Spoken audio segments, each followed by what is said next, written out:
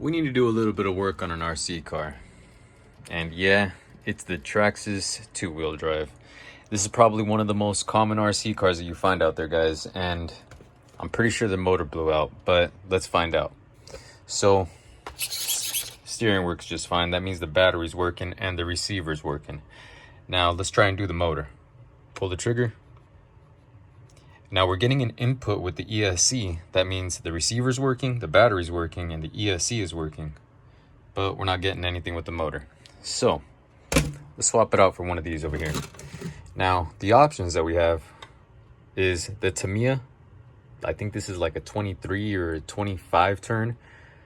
Or Arma, 9 turn.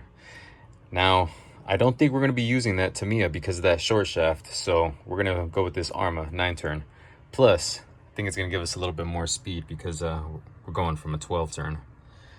All right, let's pop off this cover and let's get that motor out. Now, a little trick that I like to do is remove this wheel. Kind of gives you better clearance to the screws and make sure you're not removing anything at an angle and you're going to end up stripping something. Well, right over here, you got this screw, and right down here, you got another one. Remove those two and you got access to your pinion and your spur. Now, next two we're gonna remove is this one and this one here, and that should free our motor up. And there you go. Just unplug these two. And when I know a motor is bad, I like to wrap a little bit of red tape around it and toss it back in the pile. Here's the reason why you need a long shaft, because the grub screw for the pinion is mounted up top. Yeah, this thing's upside down. Lowers the gears a little bit, but it sits so nicely with the spur. Man, I actually had to adjust it down even further. It's sitting right up against the motor now.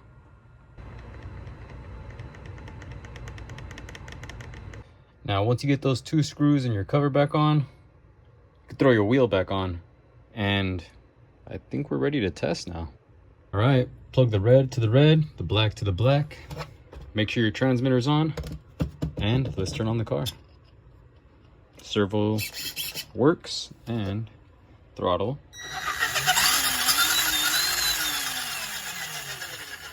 Works. Perfect. Now, one last thing this thing's missing. Oh yeah, this thing looks awesome. Got a little bit of pink going on in the background of that gold. Whew.